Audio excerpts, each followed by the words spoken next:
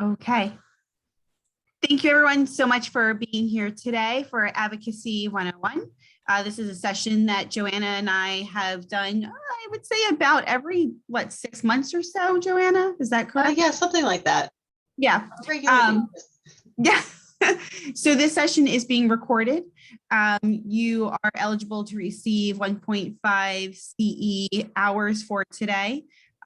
Joanna or I will be sending a follow-up email following this presentation. So if you are attending the live session, you are able to respond to that email and receive a certificate.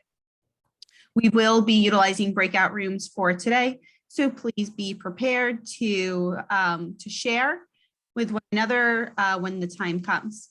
So thank you so much for being here. My name is Jen Park. I'm the Community Engagement and Talent Development Specialist here at RCLS, and I'm here with my colleague, Joanna, who physically is just next door, which is kind of funny. Go ahead, Joanna. I am Joanna Goldfarb. I'm the Youth Services, and now I have a new title, Youth Services and Sustainability Innovation Consultant at RCLS. So if you have any internet issues during the session today, feel free to pop out, come back in. It will not be disruptive in any sort of way. So we'll go ahead and get started. All right, so the first thing can everyone see my screen? Okay, perfect. So the slides advanced. We'll be going over the community agreements for this session for today. The first is confidentiality. There may be stories that come up in today's session that we ask would not be repeated in some way, use your best judgment with that. So if those stories do come up, please understand that that's for the here and now and not for after the program. The second agreement is one mic. So one person speak at a time. I know this can be difficult sometimes over Zoom. Just do the best that you can. The third agreement is to take space, make space. So, please, we want this to be interactive. It should be interactive, especially when we're talking about advocacy, because that's what advocacy is. It's interaction. So take up space, but also be cognizant about the space you're taking up and ensure that you are making space for others to also speak up. The fourth community agreement is to be curious, open, and respectful. I think those pretty much speak for themselves. You can verbalize that you want some more information, be open to learning new information, but also be respectful to those who may question, the information. Joanna's going to take 5 through 8. Yes, so 5, speak from your own experiences. So please own your experiences and recognize that others will feel and think differently than you based on their own unique experiences. 6, be conscious of intent versus impact. So you may have said something with the best of intentions, but keeping those experiences in mind, your words may have an unintended impact on someone else. So recognize and respect the impact of your words, no matter what your intent. And if someone's words have a negative impact on you, you are entitled to those feelings, but please remember that the speaker most likely had positive intentions. And 7 and 8, the last 2, be aware of time and land the plane. They kind of go together. Be aware of time, I think, is self-explanatory. And in order to keep to that, I'm going to go straight on to number 8, which is land the plane. Try not to talk around your point, but instead head straight for the runway, make your point, land that plane, and then we can move on. And with that, we'll go on to the next slide. So let's just start with some engagement. So what does advocacy mean to you? Very broad question. You can either type in the chat or you can even unmute yourselves because we don't have too many people here today.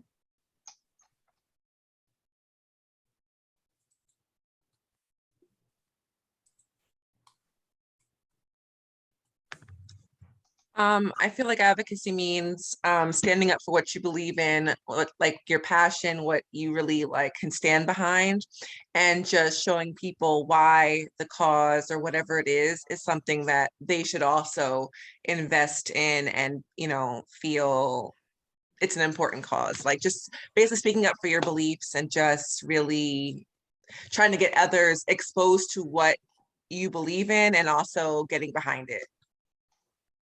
Yeah, awesome. Yeah. Some things going on in the chat, kind of echoing what Morgan just said. Lisa wrote, speaking up for your beliefs, and Teresa wrote, speaking up for something important to you.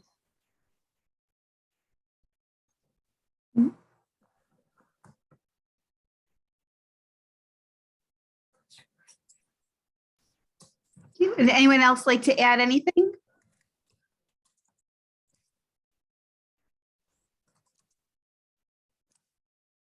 Okay, great. Yeah, that's essentially what it is. Absolutely.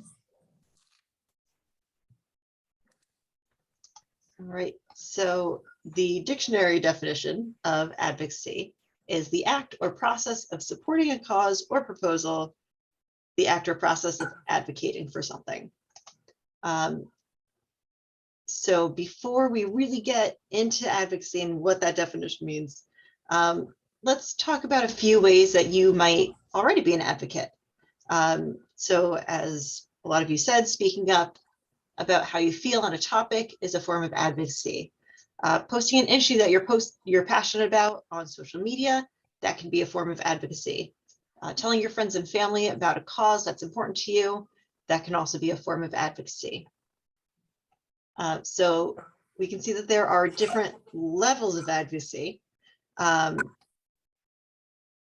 For full definitions and full information on these three levels of advocacy, we recommend viewing the From Education to Action webinar, and it was hosted by Nyla last October. So I will put the link to the Nyla presentation in the chat. We have the short definitions here, but I mean, there was a full webinar and all these definitions. It does take quite a bit of time to get into. So we're going to go with the short definitions now, but I do encourage you to watch this webinar that I'm going to put in the chat at your convenience. Okay, and there's that link. I think we are ready for the next slide. So keeping the definition of advocacy in mind, can you tell us about a time when you have been an advocate? And it doesn't have to be just for libraries, it can be advocating for anything in your life.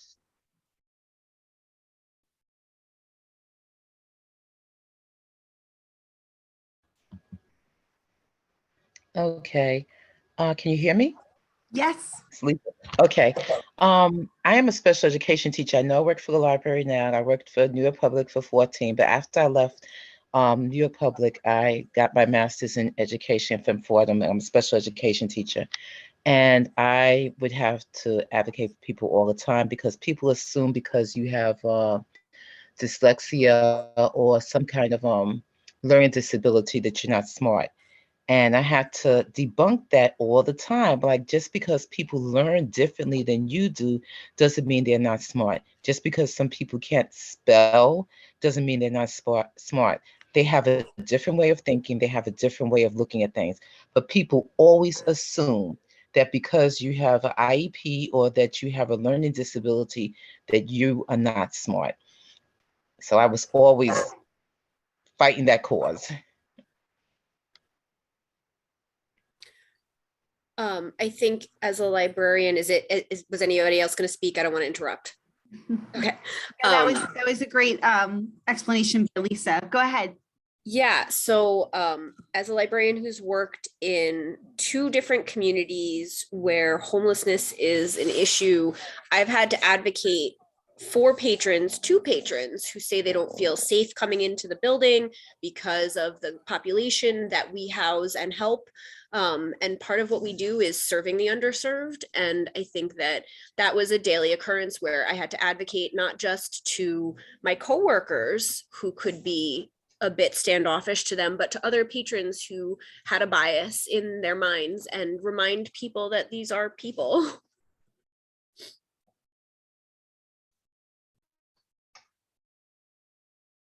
Thank you. In the chat, Lisa wrote going to Albany on Advocacy Day and speaking to Representative Mahoney about libraries and Narcan training.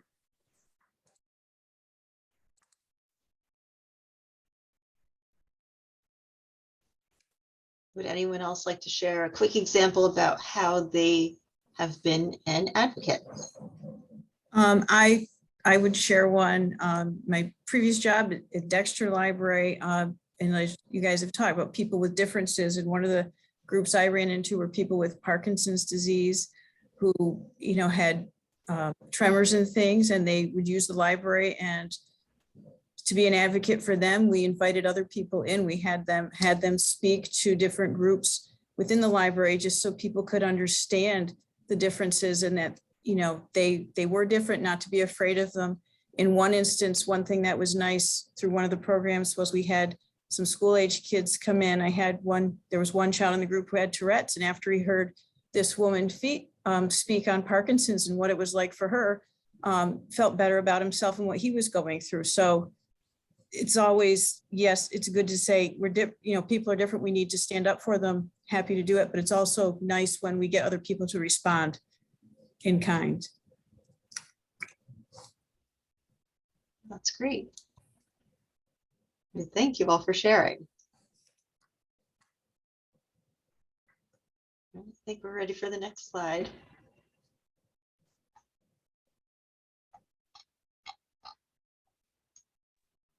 Okay, so why is advocacy important for libraries? If we don't make a case for libraries and we don't make a case for funding, no one is going to give it to us. So funding is one of the really big advocacy points for us. So we have a fairly new governor, Governor Hochul. She did recently veto an ebooks for all bill, and that kind of shows us that we do have to put in some work.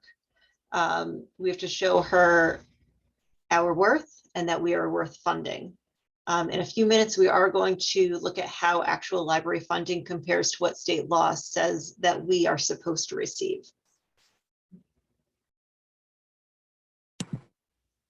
Yep, and in addition to advocacy being important for funding, these sort of go hand in hand. It's the visibility, right? So often the library can be forgotten, right? And so it's important to continue to being visible in the community, to community users, to elected officials, because again, these do come hand in hand. When legislators are debating the funding that comes to the libraries, whether or not the library should receive that funding or if it should go elsewhere, so much of that conversation surrounds the visibility. You know, do they understand what is happening? Did Governor Hochul fully understand the ebooks for all bill? I don't know. You know, we weren't involved in those conversations, but the visibility and the more information provided is going to help with that funding. And of course, we know that so much of what we do is dependent upon that funding and to be as successful as we possibly can be.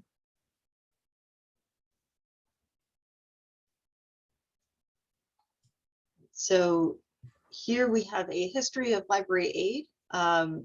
We don't have the most up-to-date numbers yet. NYLA will typically release those prior to Advocacy Day, which is in March this year.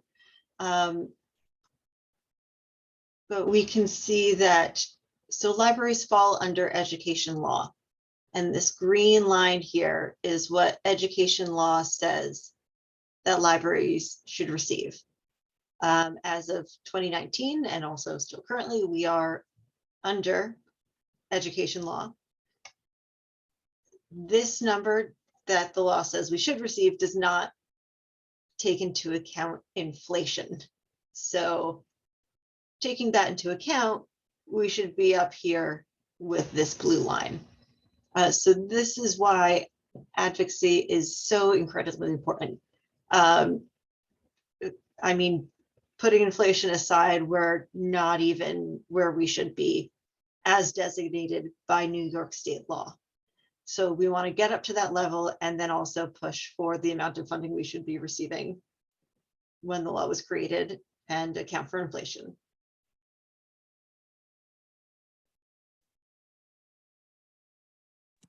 Next. Any questions about this chart?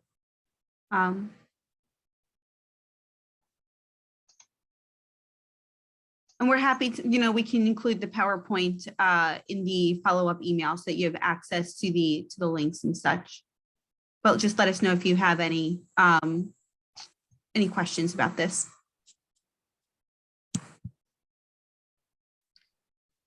So we're going to throw it back to Civics 101. Just as a reminder of how things work at the state level with the legislators and their different houses. So often we'll be talking about visiting an assembly person or a senator, and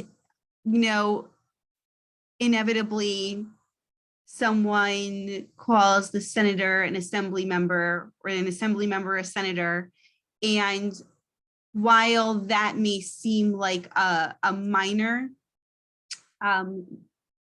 designation, it's actually fairly serious. It means a lot, because the way in which the two houses are broken up, they're different from one another. So we felt that it would be prudent to take a few minutes to watch this video. So I'm going to stop my share so that I can pull up the video, because I don't think it will play from here. Well, let me just try it. Nope, it didn't. So bear with me just one moment while I pull it up.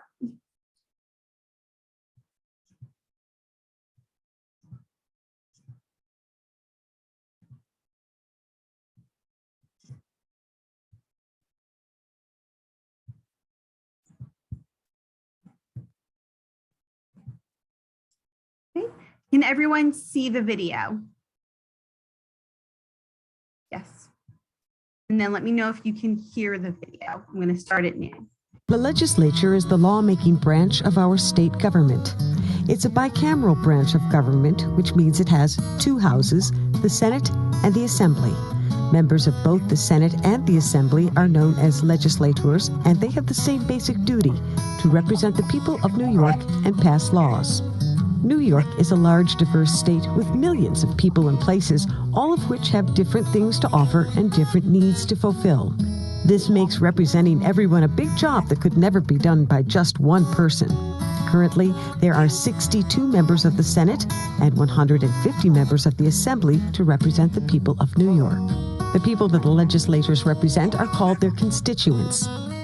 Each senator represents around 300,000 constituents, and each assemblyman represents around 130,000. Either way, that's a lot of people. Each legislator represents a different part of the state, which is called a district.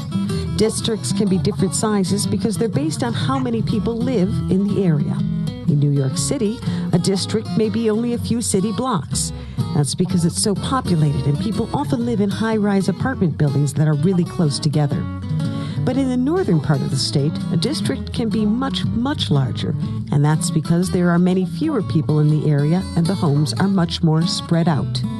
So the main job of the state legislature is to pass laws, which is known as legislation. That's why they're called legislators. If someone has an idea for a new law, they present that idea to their legislator. If he agrees that it's a good idea, he has it written into a bill. Once the bill is created, it's brought to either the Senate or the Assembly by the legislator to start the process of turning it into a law. Let's say that this bill is first brought to the Senate floor. First, the senators discuss the bill to figure out if it's good for the people that they represent. Then they vote on whether they want it to become a law. If the bill is passed, it must then go to the Assembly for a vote. The last step is it has to be given to the governor for his approval. If he says yes, then it becomes a law. If he says no, then it does not become a law unless the legislature chooses to vote on the bill again. If they do, and 2/3 of the members of each house vote in favor of the bill, it will become a law even though the governor said no. This is part of the checks and balances system that makes sure that no single branch of our state government becomes too powerful. Whether the Senate or Assembly votes yes or no on any piece of legislation, it is their duty to make that decision based on what's best for the people of New York that they represent.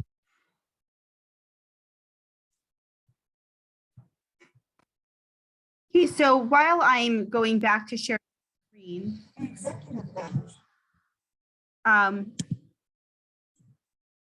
remember how we just discussed how the eBooks for All bill was just vetoed by the governor? So it had passed the Senate and the Assembly, and Governor Hochul vetoed it. So we do have the opportunity to move forward. So it's not dead in the water, but it's a matter of ensuring that we are advocating, that we continue to advocate for the important position that we had put forth towards our legislators. The other thing that's going to be changing with this video actually is that because of our census numbers, we are losing an assembly person. So the redistricting that's going to occur, it looks like in the RCLS service area, we may actually be losing an assembly person. So that's also a really big deal, which is why it's important to have these positive relationships with the legislators and continue on with them. Because if we lose a person, then we lose a representative who's hearing our voices. So it's pretty serious. We don't know what is going to happen with it just yet. So right now we're just going to take a moment and I'm going to enable a poll. Do you know who your legislators are? Can everyone see the poll? Okay, I see answers coming in, so I'm going to say yes, you can see the poll.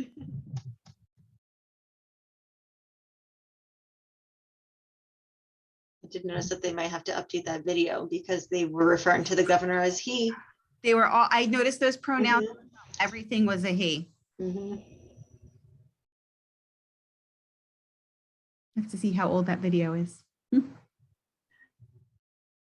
so it looks like almost everyone knows who their legislator is.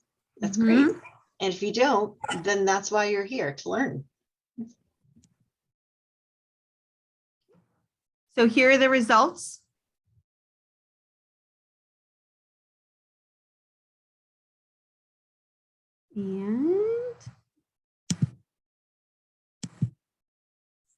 But do you know your legislators? So in the chat, if you could write one piece of information about each of your legislators, either professional or personal, you know, how much do you really know? Do you know their names? Do you know their hobbies, where they grew up? Do they have a library card? Do they have a library card?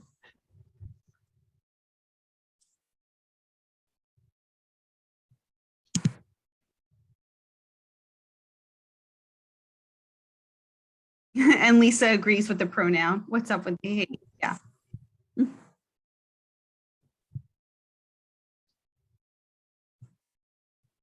Mike Lawler's aunt was a librarian. Oh, Morgan, I didn't know that. Oh. Aileen Gunther is a conservative Democrat and a hunting enthusiast. Good. These are good pieces of information to know.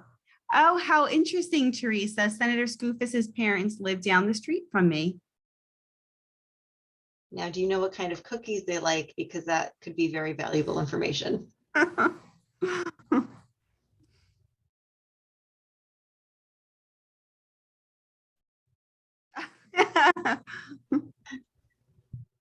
He advocates more for BOCES than libraries. Okay. Ryan Miller. Okay. Okay. So it seems that some pieces of information are known, which is great. Teresa will find out about the cookies. So,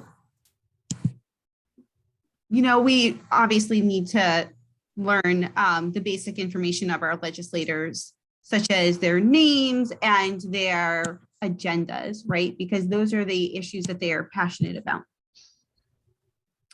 But it's also important to keep in mind that the legislators assigned or voted upon in the district of where you work may be different from where you live, right?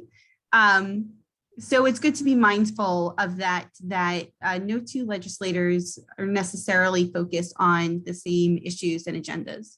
But it is always a good idea to find out further information, such as their likes, their dislikes. Do they have children, pets, if they have hobbies, you know, what are they passionate about? What do they enjoy doing?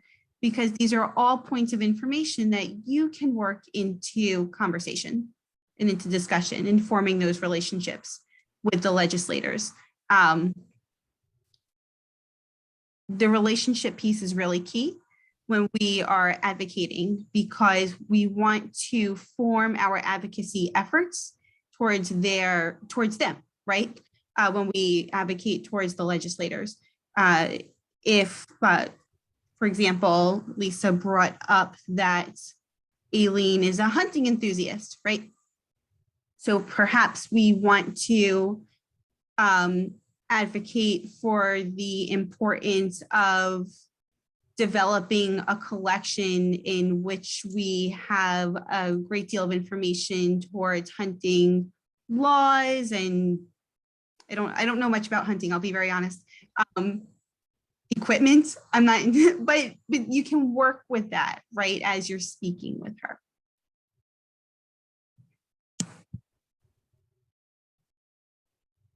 So where do we find out information about legislators? There's actually web pages dedicated to who is assigned or who has been voted upon in your area. So it's just a search where you input your zip code or your town, and it'll tell you who your legislators are.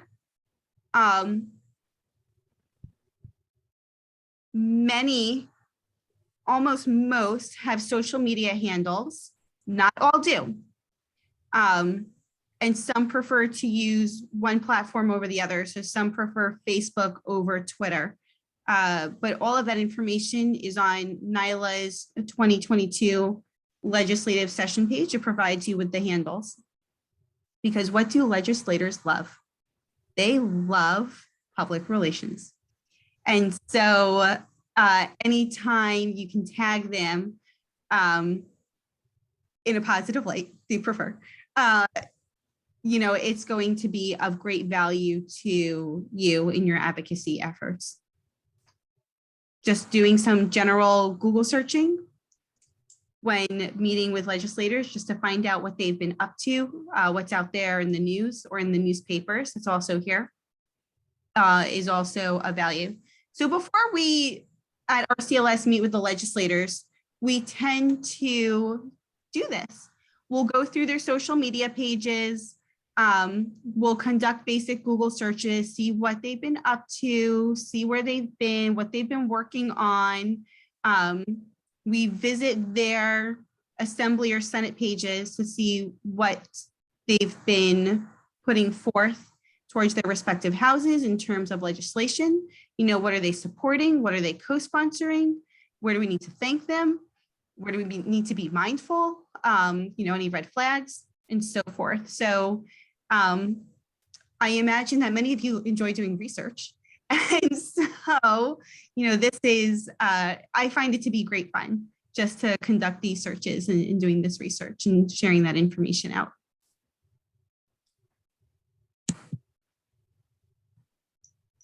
So when you are meeting with a legislator, whether it be in person or now on Zoom, what do you do? What do you bring? Of course, you're going to bring any pictures that they might have been there for. You might bring a program flyer and say this is coming up, but it's really important to bring some sort of one-pager, and I mean one-pager, that breaks down what you're doing and why that legislator should support you. So in our most recent round of legislator visits, we did break this rule a little bit. We did bring this advocacy newsletter. It is more than one page, but there were a lot of pictures, so it was okay. In the past, we have brought printouts of infographics that outlined what RCLS was doing and also what member libraries were doing.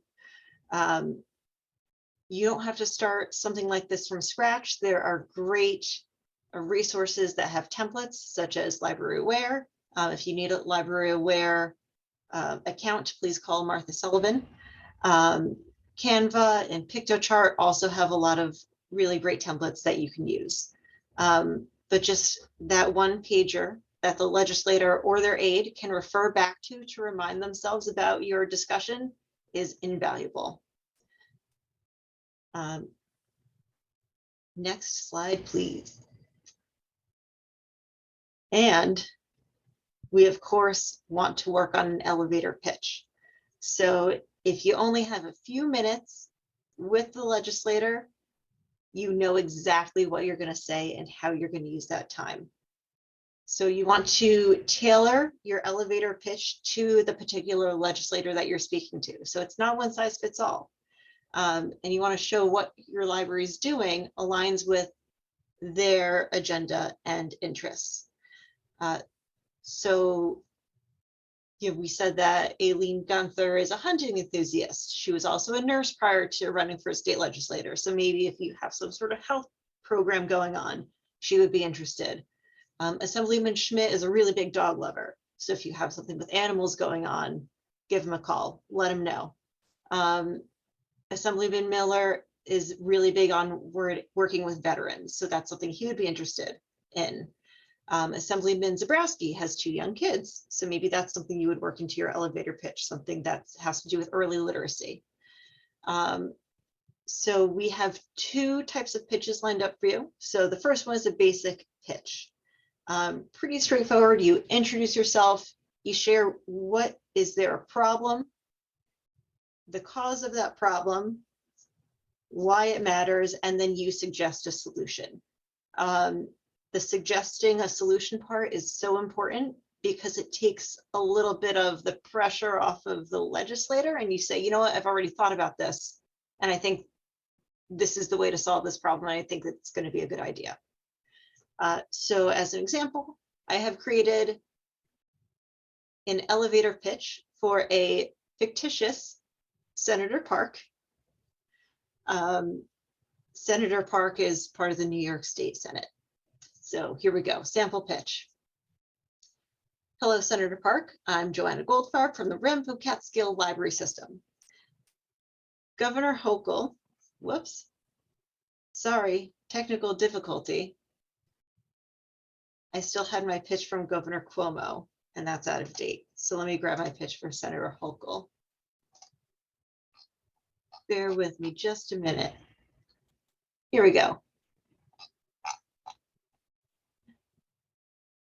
Hi, Senator Park. I'm Joanna Goldfarb from the Renfrew Catskill System. Governor Hochul's most recent veto of the eBooks for All bill was a blow to libraries and communities we serve. Library funding is dangerously low, and the high cost of digital materials is a growing part of our budgets. It is clear that Governor Hochul doesn't fully understand the importance of libraries loaning digital materials to bridge the digital divide. If library funding is cut, it will lead to a decrease in services we can provide, both digital and otherwise, to our communities and your constituents. I suggest standing up for libraries while discussing the budget and inviting Governor Hochul on a tour of libraries across the state.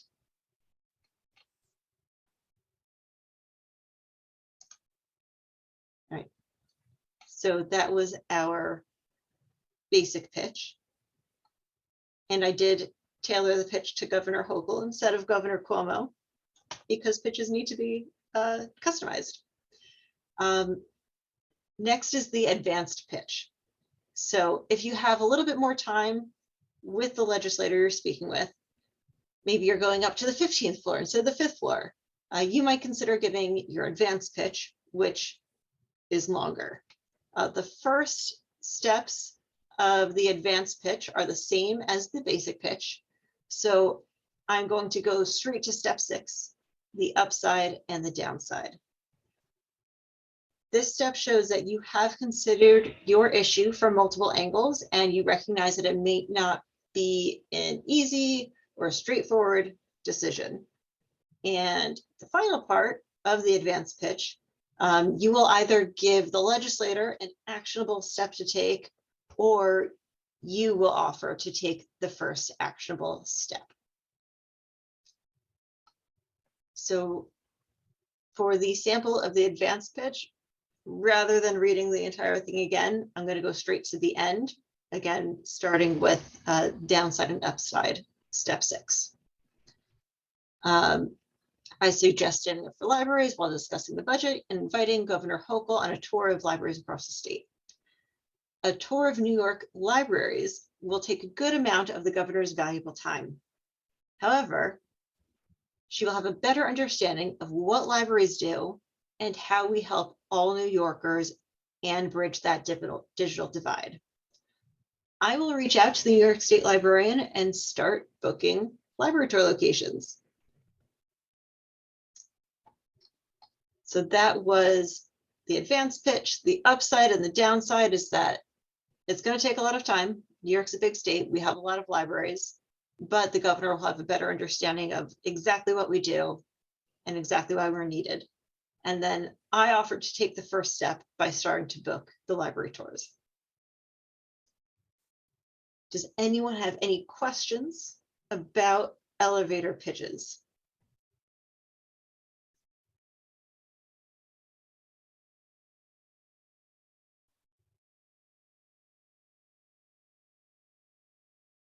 All right, well, hearing no questions, we are going to enter our breakout rooms. So what you're going to do is, now that we have gone through a sample pitch, we want all of you to give it a try. So we're going to put you in groups, and you can either come up with one pitch for the group together, or if everyone would like to start piecing together their own pitch and wants to workshop it with the group, that's also fine. It is up to you. You will have 10 minutes, and if you finish early, feel free to leave the breakout room and come back to this main room. And once we're all done, we're going to share our elevator pitches.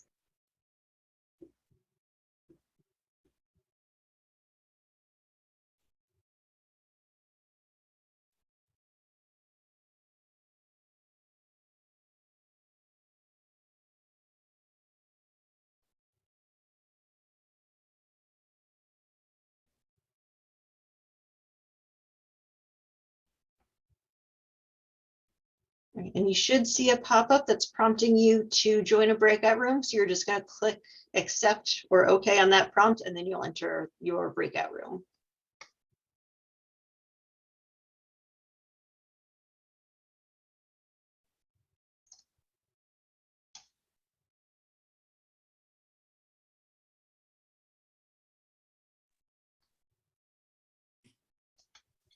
Michelle, are you able to join the breakout room? She wrote in the chat that she's having a computer issue. Oh, okay.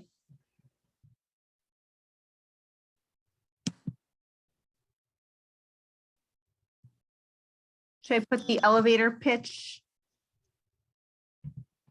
information in there? Well, let me get that.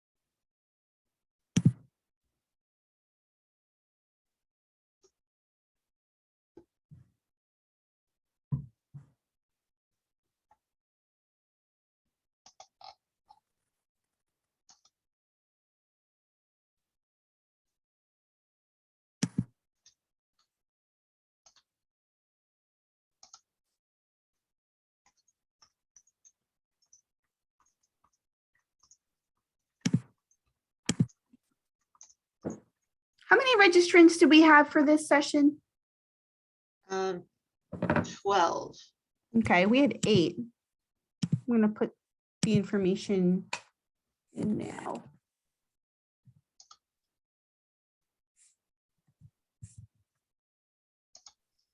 Oops.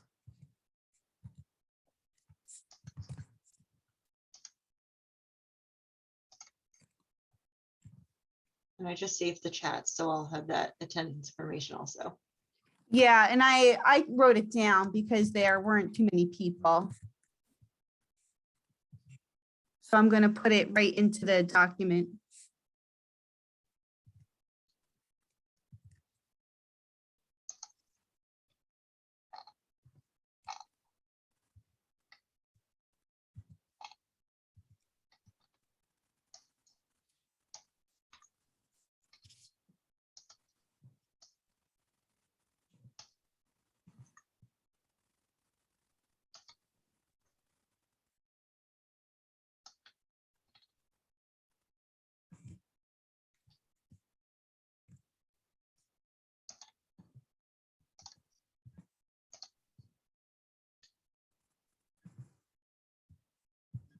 I realized in my elevator pitch, I had written he instead of she. I have to update that too. I gotta find an updated video.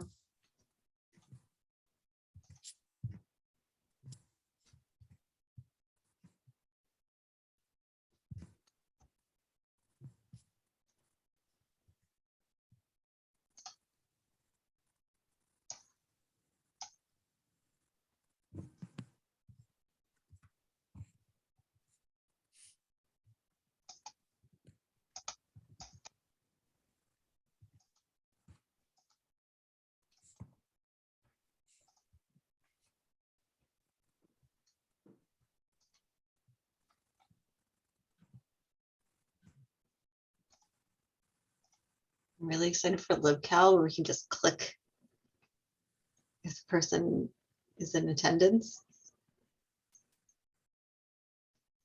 Yeah.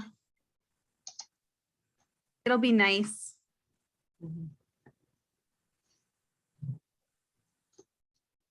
Not sending out reminder emails. I get so nervous though. I like being in control. For the summer reading workshops, I tested it out with the other consultants, and obviously not the reminder email, but the initial sign up with the Zoom link, they all got it. So Wow. that's working.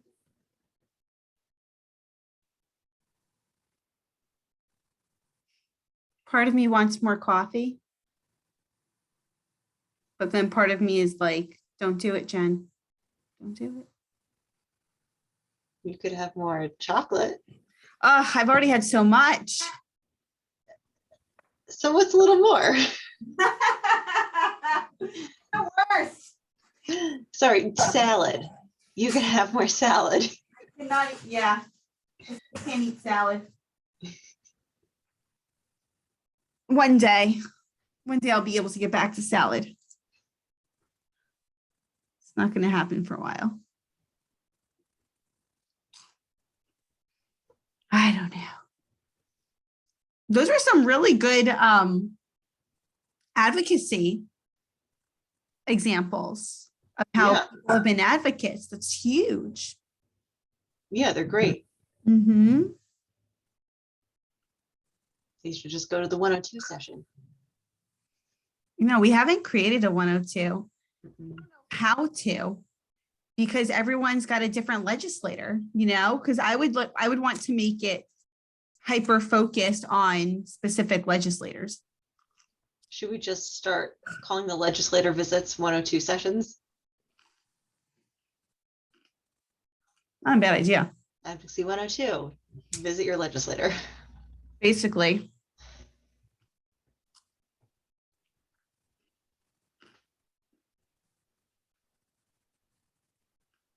I wonder if that's something that we could invite a legislator for, like say, hey, we want to have an advocacy 102 session. can you come and say, when people visit you, what are the most important things to do? Like your top 5. Yeah, that's what Nyla had done that in part of that their video series. They had legislators, but it wasn't, I don't think it was focused enough on the relationship building aspect. So that's what was supposed to happen with the community engagement and entrenchment session that guy Drew did. He was really supposed to hyper focus on the relationship building to officials, and that just didn't happen. But I think it's necessary. I think so too. Mm-hmm. Yes, they're elected officials, but they're people. My neighbor had been running for assembly in New Jersey. He worked for a senator for several years. Maybe I'll ask him. Yeah, that might be good, because then it won't Yeah. be like, if we ask one assembly person or legislator from the area, then we'll have to get one from everyone. So this Yep, is I a know. completely unrelated person. Absolutely. Absolutely. So maybe I'll contact him and just be like, we need a session on the importance of relationship building and maintaining relationships. Yeah, that would be great. Let's see how much money I have left. Can't pay him over $15. He's not elected. Uh, Lost. Who's his? Ask the person who was elected. Then you can't pay him over $15. I don't like them. Oh, well, you have to build relationships even with the people you don't like. I didn't, but I really don't like them. Good practice. Oh, man. Okay, the rooms are going to close.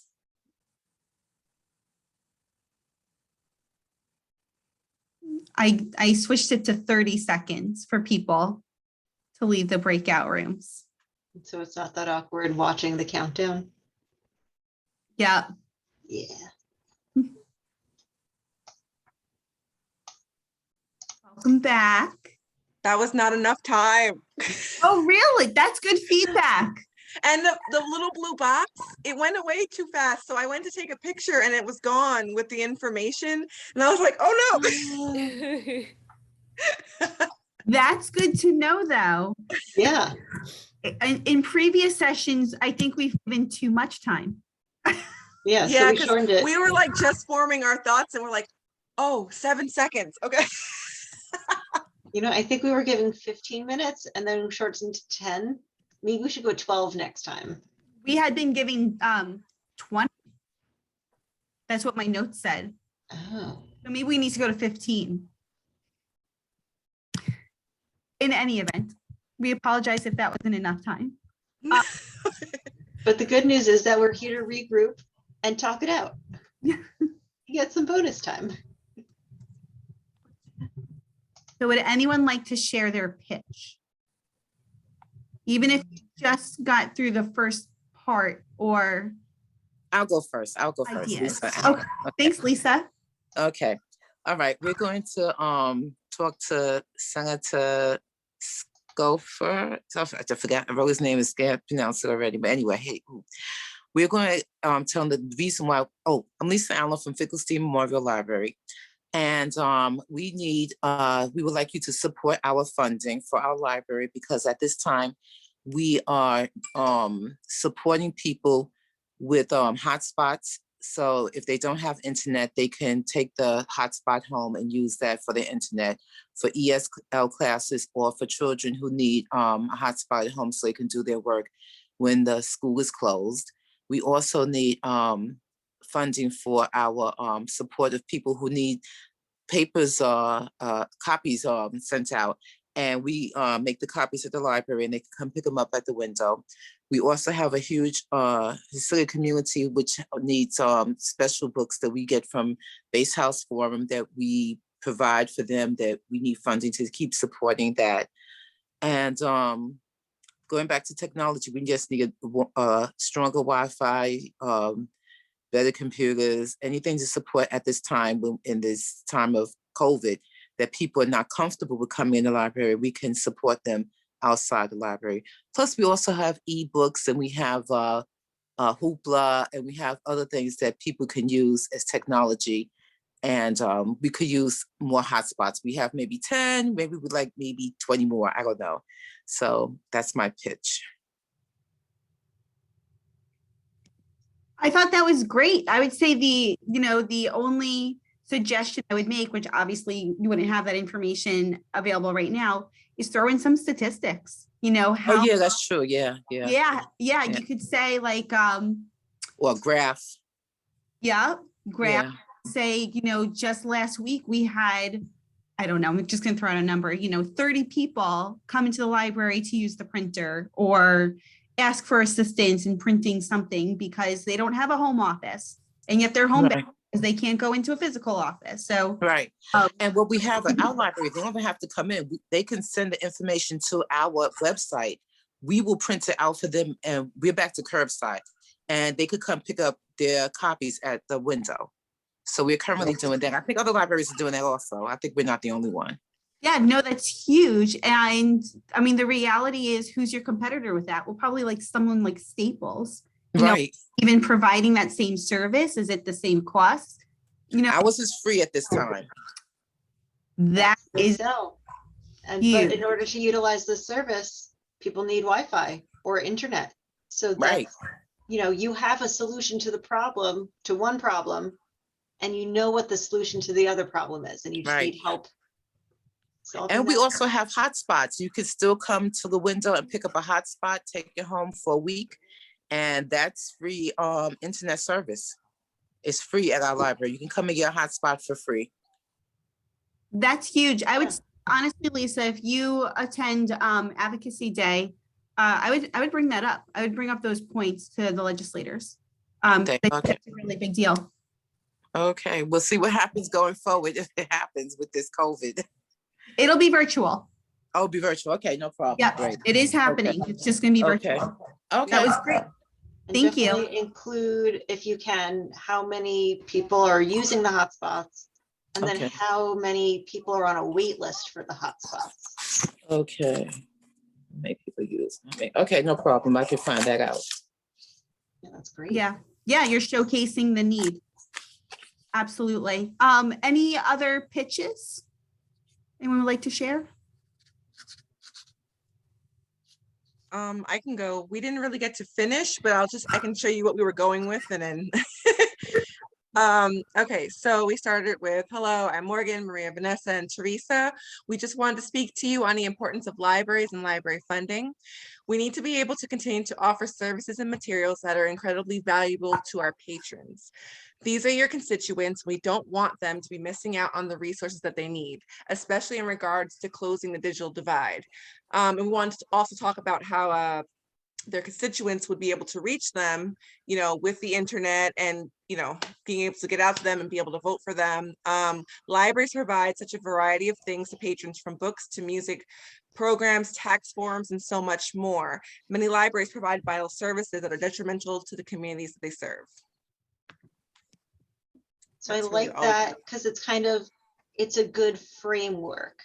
So that's your frame. And then depending on which legislator you go to, you can highlight one of those areas. Thank you.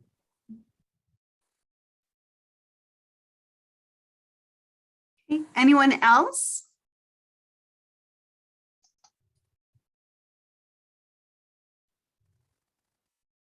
Okay, that was really great. This is a resource that we wanted to share because Joanna had mentioned hosting a library tour in one of the pitches, or was it in both of the pitches? Again, you'll receive this link along with this slide, so you can take a look at it. It really goes through how to host a library tour with a legislator. So it provides you with all the information that you would need to host a seemingly successful tour.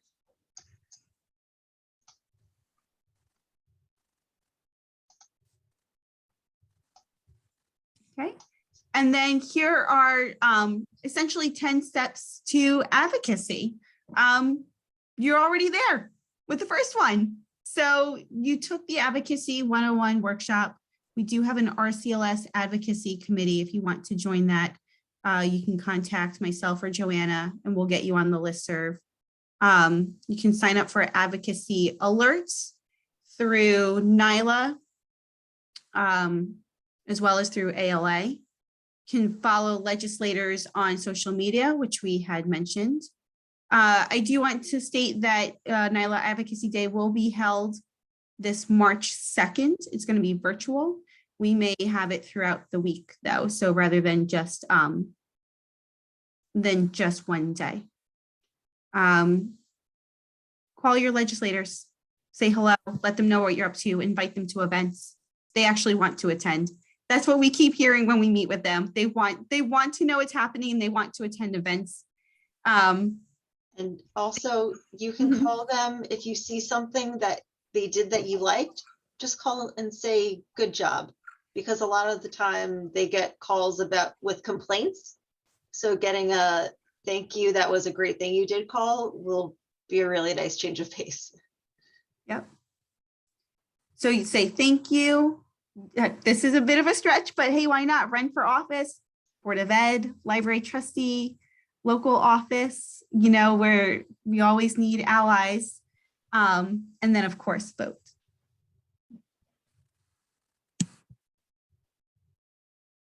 And so with that, I say, we say thank you for attending. We'll send a follow-up email. Does anyone have any questions? I'm going to stop share. And I actually have a meeting with a legislator in just a moment. So, but Joanna will be here if I need to drop off. Have any questions? That was really helpful. Thank you. You're going to send the slides, you said, right? Okay. Thank you very much. Yeah, absolutely. Absolutely.